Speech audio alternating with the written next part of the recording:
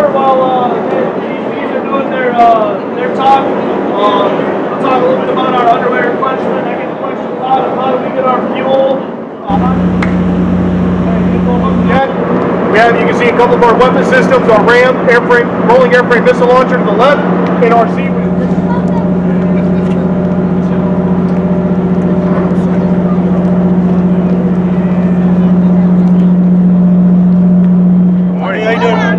My name's Eddie O'Leary. I'm the Senior Chief Damage Controlman on board the ship.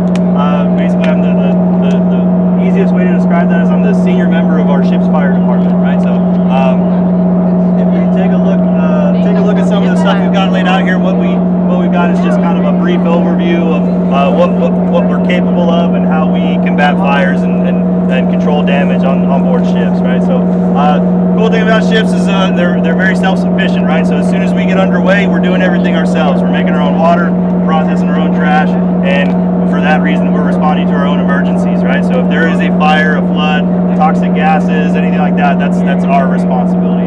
So I've got a core group of about 8 guys. What we do is we do all the preventative maintenance on all of our fire suppression systems, maintain all of our firefighting equipment, and then we train the ship's crew in capabilities of fighting fires, right? So every single member of the ship is required to get qualified to a certain extent to do this job, right? We just kind of get all the glory for it. So first thing we're going to talk about is some of our protective equipment. So this right here is our fire protective garment. You'll notice it's a one-piece suit. It's not like FDNY. We've got those fancy black 2-piece turnout gear. Right? This is one piece. The reason we do that primarily is because of storage. Right? We've only got a finite amount of space here, so we need to be able to store things efficiently. And it's more of a one-size-fits-all. So if Mitch here transfers one day, I don't have to replace all of his gear. I can use it for the next person, someone similar in size and build, right? So that's going to protect us from heat, smoke inside of a fire-infected space. A couple of other things we got here. Our firefighting helmet, our firefighting helmet is a tempered plastic, just like you would see in conventional firefighting. Ours is going to look a little bit differently. We've got a track light installed on that front. It's very bright out here right now, so Mitch can turn it on, and you can see that the light's on. I can assure you, when it's dark, it's much brighter. But that's an LED track light for your own visibility, just so you can see a little bit better. And then if you take a peek at the back, you can see a blue LED on the back side. That's for the person behind you to make sure they can keep track of you inside of that space. We talked a little bit about how ships work. Ships are essentially a series of steel boxes all lined up in a row, right? So everything in us is steel, or most things here are steel. The difference between us and conventional firefighting is we're not poking any holes in the ship to ventilate fires. Vincent Willis, your presence is respectfully requested on the quarterdeck. Right, so we're gonna have a little bit different tactics. We're gonna do things a little bit differently than the FDNY would, but it's overall kind of the same type of thing. Some more of the protective clothing we have. We've got a flash hood. This anti-flash hood is going to protect our ears, neck, and portions of our face that aren't covered by our SCBA mask. The 5-finger gun cut steam block gloves. These are going to protect us from all the steam we create by putting water on fire inside of a steel box. Right. The self-contained breathing apparatus that Mr. Mitchell is putting on right now is a 45-minute cylinder of grade D breathable air. Right. So basically, this is just atmospheric air that we charge up real high, and we put it into a cylinder, and then that's going to give him roughly 45 minutes, depending on how much he drank the night before or anything like that. Right. So what he's got there is the protective mask. As soon as he puts that mask on his face and takes a deep breath in, he's got on-demand positive pressure air, right? So that's gonna provide him with the air that he needs to fight fires and operate in a smoke-filled compartment, right? Boots. We'll talk boots real quick. So we have a standard Navy firefighting boot. This is an 18-inch tall boot. We always tell people it's 18 inches tall, and we train the ship that way because we can use it as a reference point if you've got flooding in a space. Right? We know this boot's 18 inches tall. There's a foot of water in here. I don't know. So we always use that as a reference. These have a steel toe and a steel shank through the sole of the boot.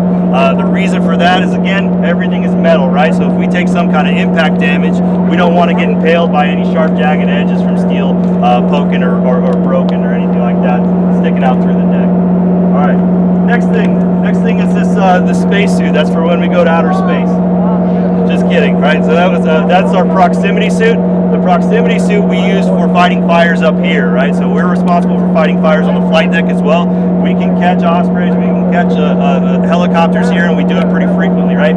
So if one of those helicopters were to crash, there's a few things that you need to know about. First, so everybody see that little bump right there, a little silver bump? There's a bunch of them on the flight deck. We've got 48 of them, right? There's 48 of those on the flight deck, and what those do is those are, when we get back up underway, we'll take those covers off, and those are flush deck firefighting nozzles. So if we have a helicopter crash here, we're going to have a guy sitting up in that tower, and he's going to push a button, and within about 30 seconds, this entire flight deck is going to be covered in firefighting foam, right? So we'll provide foam and provide complete coverage to any fuel or anything like that gets spilled on the deck, and save ourselves that way. That proximity suit is going to be to rescue personnel, right? The proximity suit is going to be able to maintain, protect you from higher temperatures in our regular firefighters ensemble. And the reason for that is because sometimes you're going to need to walk through fire to get to that pilot who's stuck inside, right? So we can excuse me, we can walk through fire and flames in order to get the pilot or whoever is still stuck in that aircraft. We can extract them utilizing this gear. The firefighter use this also? Yes, yeah. So the ones to the left are for inside, the ones to the right are for up here, up outside. Right? We'll still use the SCBA same gear, and then we've got some access and overhaul equipment here. The last thing we'll talk about just briefly is this set of clothes all the way to the right here. This is a joint service lightweight integrated suit technology. Any of you who are familiar with the military know we use acronyms for no reason at all, right? So that is a JS list suit. This is a chemical protective garment, right? So when bad guys put bad things in the air, we can protect ourselves using this stuff, right? So we've got our chemical protective garment that's going to protect us from a chemical agent, nerve agent, for about 24 hours. And then that joint service mask right there, all of the American and Allied forces use this mask now. So the Army, Navy, Air Force, Marines, we all use that mask. The British use it, everything. So it's kind of like a NATO compliant thing. So if we're embedded with another country, we have foreign nationals here deploying with us or anything like that, then we'll be able to kind of cross-train and use each other's gear, right? Who's got questions so far? Foam system. The foam system is going to be a mixture of 6% AFFF concentrate and 94% seawater, right? It's our most bountiful resource is the ocean, right? So we use it for everything. We flush our toilets with seawater, right? And that's just how it works, right? Anything else? Any other questions? The cord here, wouldn't that be useless during a fire? Yeah, that's really just a way down the top. Oh, okay. You can ignore that. Alright, camera. The kids usually like this, so we'll let everybody take a peek at it, right? So we use this, again, everything's steel, we're all stuck inside, and it's very dark, difficult to see. We're going to use this to be able to identify heat sources, right? This is going to register a temperature differential of less than 4 degrees.